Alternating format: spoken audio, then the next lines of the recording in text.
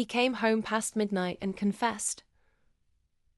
So I served him something he'll never forget. He stumbled through the door at 12:47 a.m., smelling of someone else's perfume like a crime scene. I watched him fumble his keys from the dark and waited on the couch, eyes open like a judge with a calm gavel. When he finally leaned over me and said, offhand, "I slept with my boss," he expected fireworks. Instead, I went to bed.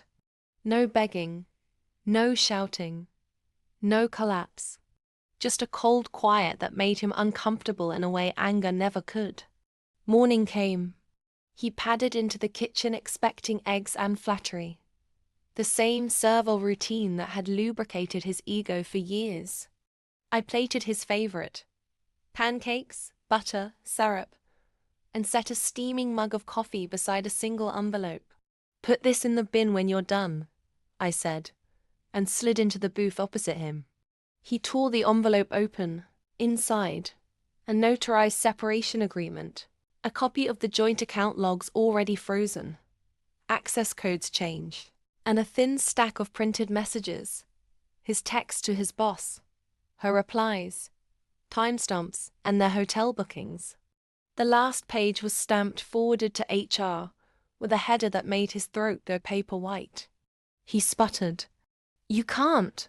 "I already did," I said, and took a bite of pancake as if it were the most mundane thing in the world. He lunged for the phone. His boss called back mid-panicked speech. I muted the call and let it ring into a voicemail I'd already sent to her board. Within the hour, his boss was suspended pending investigation.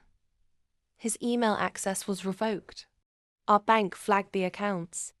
People he relied on for cover were suddenly inconvenient witnesses. But the heat didn't stop there. "You're not the only one he lied to," I told him between bites.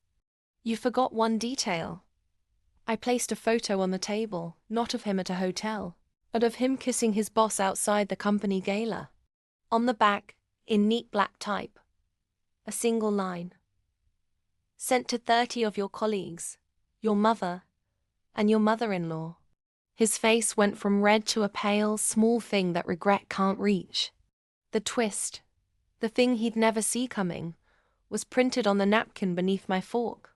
The email to his boss came from someone he trusted most to protect him from women like me. Her name? Claire, his boss, was my college roommate. Claire had been my confidant when I left a man who never deserved me. She knew the exact press of his mouth on a lie. When I called her that night, I didn't plead. I offered a choice: help me expose him, or watch me do it alone. Claire chose the exposure.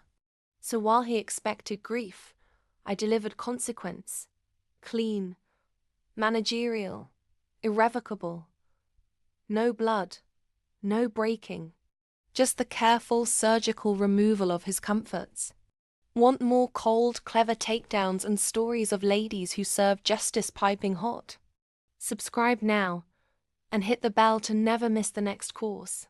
Justice tastes better when it's shared.